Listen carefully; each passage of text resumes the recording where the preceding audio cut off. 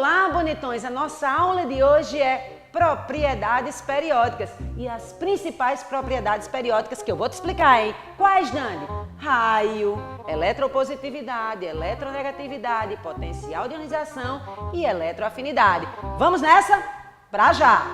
Pois é, a nossa aula de hoje é propriedades periódicas. Vamos falar das principais propriedades periódicas, sim, que são abordadas nas suas provas e nos vestibulares. Quais são as principais propriedades periódicas? Raio, eletropositividade, eletronegatividade e potencial de ionização. Para entendermos isso, a gente tem que entender algo bastante importante na formação da tabela periódica. Por exemplo, os elementos dos períodos, eles estão ali pela quantidade de camadas. Os elementos do primeiro período, hidrogênio e hélio, têm uma camada. Do segundo período, 2 camadas. Do terceiro período, 3 camadas. Do quarto, 4 camadas. Do quinto período, 5 camadas. Do sexto, 6 camadas. Do sétimo, 7 camadas. E paramos por aí. Então vamos pensar um pouco. Quais os átomos menores na tabela? Isso. Primeiro período, porque tem uma camada. E quais são os átomos maiores da tabela?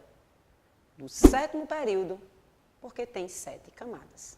Ótimo! Então, os átomos aumentam em tamanho de cima para baixo. Os átomos maiores estão embaixo, no sétimo período. Aí você chega para mim e pensa, Dani, então todos os átomos do mesmo período têm o mesmo tamanho. Estás enganado. Porque o átomo, ele não só tem camadas, ele tem um núcleo, ele tem a parte densa, ele tem a parte do núcleo que tem a região positiva. E é essa região que atrai os elétrons. Então, por exemplo, vamos pegar um exemplo de um átomo do quarto período, potássio. Potássio tem 19 prótons e 19 elétrons. Vamos lá para o criptônio, tem 36 prótons, 36 elétrons e 4 camadas também. Vamos pensar, os dois estão no quarto período, potássio está aqui com 4 camadas e criptônio está aqui também com 4 camadas. Só que este tem 19 prótons, 19 elétrons. A atração prótons, elétrons é mais fraca. Já criptônio, que tem 36 prótons, 36 elétrons, também com 4 camadas, a interação é maior. Conclusão, quem está mais para cá é maior. Mais próximos aos elementos dos metais alcalinos. Quem está próximo aos gases nobres são menores. Então, Dani, os átomos numa família crescem de cima para baixo e no período cresce na direção dos elementos dos metais alcalinos. Certo? É isso. Qual o maior átomo da tabela? Frâncio. Porque ele está no sétimo período e lá embaixo nos metais alcalinos. E qual o menor átomo na tabela? Hélio. Veja a variação das propriedades periódicas e memorize. Menor. Se eu falo de maior átomo, eu também falo de maior raio, porque o maior átomo, consequentemente, terá maior raio. Beleza? Aí, como é que cai numa prova? Ele pega um elemento, por exemplo, frâncio, pega alumínio e pega hélio. Bota em ordem crescente de tamanho. Hélio é menor do que o alumínio e o alumínio é menor do que o frâncio. Isso é pedido assim, em ordem crescente e decrescente, nas questões que aí estão, ok? Ótimo. E agora, Dani, o que significa eletropositividade e eletronegatividade? Eletropositividade é a tendência que o átomo tem a perder elétrons. Isso, a gente já estudou em ligações químicas, a gente já imagina a região que perde elétrons, os metais.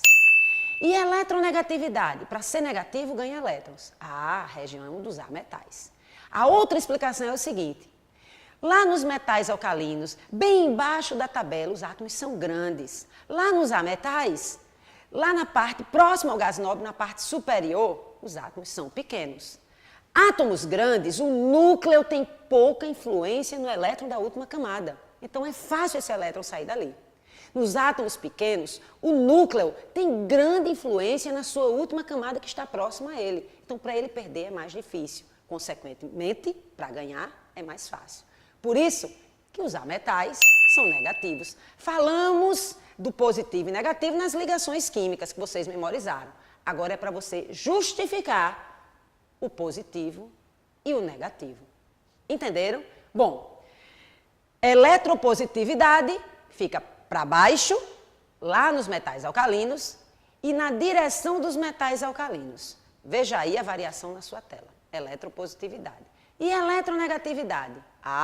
Fica na região próxima aos gases nobres, lá próximo ao flúor, na região dos halogênios e para cima. Um parênteses.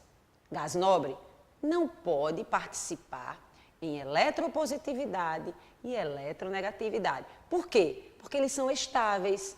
Ele tem a sua estabilidade completa com 8 elétrons na última camada, com exceção do hélio, que eu canso de falar, que só tem a primeira camada, e 2. Ok? Bom, Dani, depois de raio atômico, eletropositividade e eletronegatividade, quais são as outras duas propriedades importantes que eu tenho que saber? Potencial de ionização e eletroafinidade. O que é potencial de ionização? Potencial de ionização está relacionado à energia adicionada a um átomo para arrancar um elétron. Certo? E aí vamos pensar, onde eu gasto mais energia? Nos átomos pequenos. Porque o núcleo tem grande influência diante da última camada. Então, átomo pequeno eu preciso de muita energia para arrancar o elétron. Um átomo gasoso adiciona energia, transforma ele em cátion e tira o elétron. Isso é potencial de ionização. E a variação, Dani, do potencial de ionização? Está próximo ali aos gases nobres, na parte de cima. Veja a variação. Porque ali os átomos são pequenos. Então precisamos de muita energia para arrancar. Como é que eu iria resolver questões desse tipo? Ordem crescente e ordem decrescente.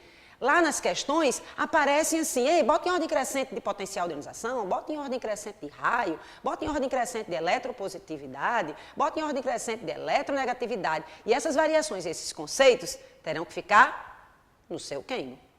E a outra propriedade que falta, Dani? Eletroafinidade. Pense, olha o nome, afim de elétron. Um átomo gasoso afim de elétron, sai energia. Como seria a equação? X gasoso, recebe elétron, né?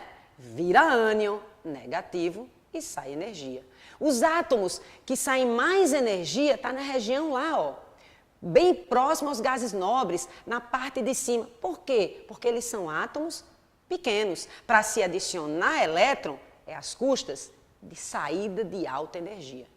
E para adicionar elétrons lá na região dos metais, o que é que você faz? Primeiro que para adicionar elétron, e quem quer perder é difícil, né? Então a gente já sabe que naquelas regiões, né, dos metais, a eletroafinidade é pequena. Ok? Então, essas variações aí, ó, no seu resumo, você precisa saber, porque as questões desses assuntos são fáceis. Agora, a última observação para vocês. Às vezes é pedido para você para comparar um átomo neutro e o seu cátion, e um átomo neutro e o seu ânion. Como é que seria? Vamos dar dois exemplos. Sódio tem um tamanho. Se ele perde elétrons, ele vira sódio mais. Quem é que você acha que é maior? Claro que é o sódio neutro. Por quê? Porque se o átomo começa a perder elétrons, ele vai diminuindo de tamanho, porque ele está diminuindo de camadas. Então, o raio do sódio neutro é maior do que o raio do íon sódio. Agora vamos para o átomo neutro e o ânion. Quem tem maior raio? Oxigênio ou oxigênio 2-? O ânion. O oxigênio 2-. Por quê? Porque se um átomo começa a ganhar elétrons, o seu tamanho vai aumentando. Então, comparando o átomo neutro com o seu ânion, o ânion tem um tamanho maior, tem um raio maior. E um átomo neutro e o seu cátion, o átomo neutro, tem um tamanho maior. Ok? Tá difícil? Revisa essa aula e estuda. E qualquer dúvida, me pergunte. Então, comente, compartilhe, curta, avise aos seus colegas e até a próxima aula, ok? Valeu estar com você.